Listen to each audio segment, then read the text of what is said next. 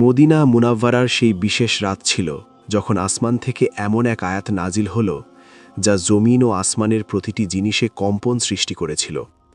এটি কোরআনুল কারিমের সবচেয়ে মর্যাদাপূর্ণ আয়াত, যার ভেতরে এমন গভীর রহস্য লুকিয়ে আছে যে বড় বড় অবাধ্য জিন ও শয়তানও এর সামনে নত হতে বাধ্য হয়।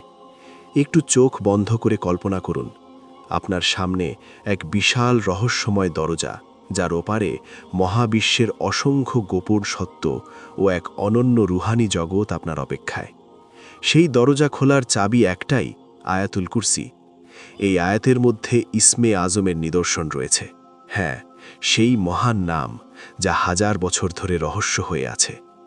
সেই শক্তিশালী কালিমাগুলো যার মাধ্যমে আল্লাহর প্রিয় বান্দারা রুহানি অন্তর্দৃষ্টি লাভ করতেন। আজ আপনি জানবেন কেন জাদুকর, জিন ও শয়তানরা আয়াতুল কুরসির নাম শুনলেই কেঁপে ওঠে, এবং এমন কিছু গোপন সত্য জানবেন যা হয়তো আগে আপনার চোখের আড়ালেই ছিল। আয়াতুল কুরসি কোরআন মাজিদের ৩য় পারায় সূরা আল বাকারার ২৫৫ নম্বর আয়াত। এতে মোট ৯টি বাক্য রয়েছে। সহি হাদিসে আমাদের প্রিয় নবী হযরত মুহাম্মদ সাল্লাল্লাহু আলাইহি ওয়াসাল্লাম বলেছেন, এই আয়াতের মধ্যে ইসমে আজম রয়েছে। ইসমে আজম কি?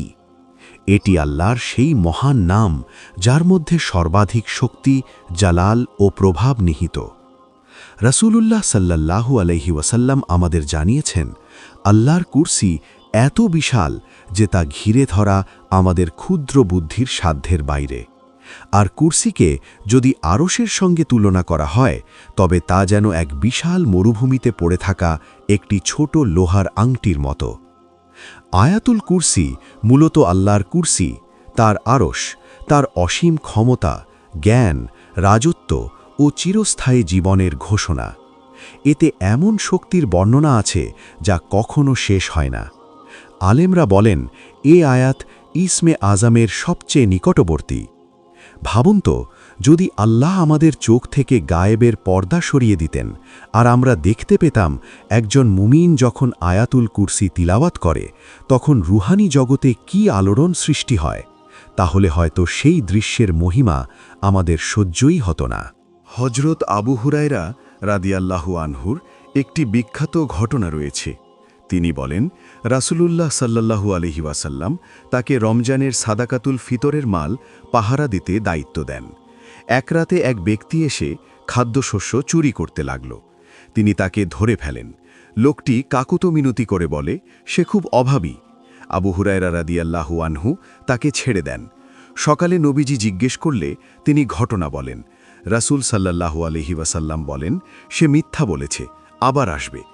এভাবে ৩ রাত একই ঘটনা ঘটে। তৃতীয় রাতে লোকটি বলে তাকে ছেড়ে দিলে সে এমন কিছু কালিমা শেখাবে যা খুব উপকারী হবে।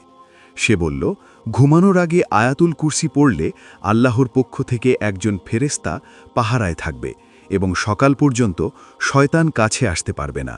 পরদিন রাসূল সাল্লাল্লাহু আলাইহি ওয়াসাল্লাম বলেন, সে সত্য বলেছে, যদিও সে বড় মিথ্যাবাদী। আর জিজ্ঞেস করেন, তুমি জানো সে কে ছিল? তিনি বলেন, না। নবীজি বলেন, সে ছিল শয়তান।